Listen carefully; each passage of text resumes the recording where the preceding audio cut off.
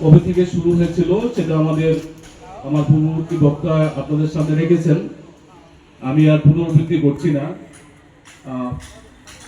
আমরা এইটুকু জানি যে ভারতবর্ষে নয়, শুধু সারা পৃথিবীতে পানীয় হিসেবে আজকের দিনে জলের পরেই আমাদের চায়ের স্থান হয়েছে। চা এমন একটি পানীয় হিসেবে আমাদের সকল অংশের মানুষের কাছে গ্রহণযোগ্যতা লাভ করেছে যে সকালবেলা ঘুম থেকে উঠেই আমাদের চা দিয়ে আমাদের শুরু হয় এবং আমরা বিকালে বা সন্ধ্যায় আমরা চাকে আবার গ্রহণ করে থাকি। মোটামুটি ভাবে দেখা যায় যে আমাদের ভারতবর্ষে মানুষ এই চাকে প্রতিদিন অন্তত 2 বার করে চা ব্যবহার করার একটা প্রচলিত রীতি আমাদের মধ্যে রয়েছে। আমাদের দেশে চায়ের একটি লম্বা ইতিহাস আছে। আমাদের বিশেষ করে আমাদের ভারতবর্ষের সব জায়গায় চা হয় না। উত্তর পূর্ব ভারতবর্ষে এবং দক্ষিণ ভারতে কিছু জায়গায় চা হয়। ত্রিপুরা রাজ্য আমরা ভারতবর্ষের মধ্যে চা উৎপাদনকারী রাজ্য হিসেবে 5ম স্থান অধিকার করে আছি উৎপাদনের দিক দিয়ে। আমাদের এই রাজ্যের চায়ের একটি লম্বা ইতিহাস যেমন আছে, দেশের ক্ষেত্রে একটি বড় ইতিহাস রয়েছে। আমাদের সারা দেশে এই চা শিল্পের সঙ্গে যারা যুক্ত রয়েছে, বিশেষ করে প্রত্যক্ষভাবে আমরা জানি যে আমাদের 12 লক্ষের উপরে আমাদের চা শ্রমিক কর্মচারী আমাদের এই চা শিল্পের সঙ্গে যুক্ত রয়েছে এবং পরোক্ষভাবে যদি আমরা দেখি তাহলে প্রায় 50 লক্ষের কাছাকাছি শ্রমিক কর্মচারী এই শিল্পের সঙ্গে জড়িত রয়েছে। এই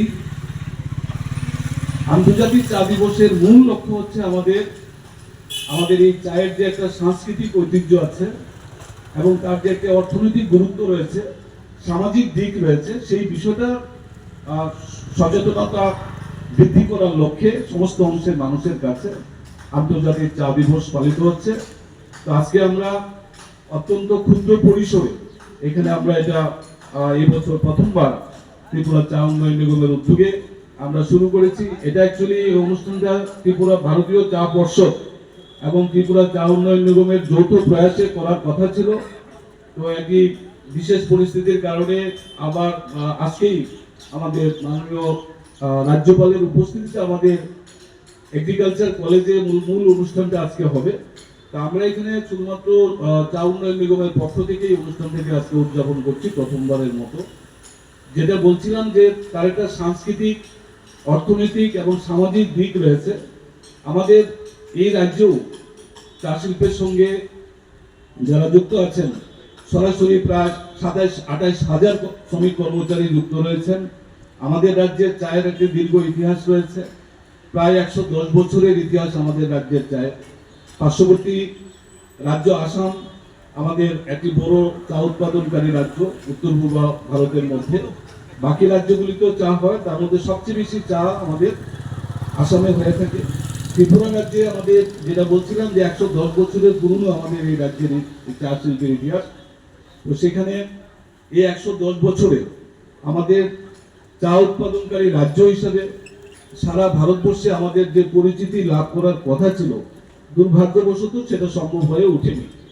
আমরা যদি পার্শ্ববর্তী রাজ্য আসামকে দেখি, সারা পৃথিবীতে আসামকে সবাই জানে চা উৎপাদনকারী রাজ্য হিসাবে। চা যেটা বলছিলাম যে আমাদের প্রাত্যহিক জীবনের একটি অপরিহার্য অঙ্গ এবং আমাদের অর্থনৈতিক খাতে একটি বিরাট ভূমিকা পালন করে। সেক্ষেত্রে আমরা যদি পরিসংখ্যান দেখি তাহলে আমরা দেখব যে আমাদের ভারতীয় অর্থনীতিতে চায়ের একটা বিরাট ভূমিকা রয়েছে। আমাদের ভারতবর্ষে 2024-25 অর্থ বছরে আমাদের যে চা আমাদের রপ্তানি হয়েছে সেখানে 15% আমাদের বৃদ্ধি পেয়েছিল। আর সেক্ষেত্রে 7,100 কোটি টাকার উপরে আমাদের বৈদেশিক মুদ্রা আমাদের ভারতবর্ষে এই চা রপ্তানির মধ্য দিয়ে এসেছিল। এটা কেন বললাম? চা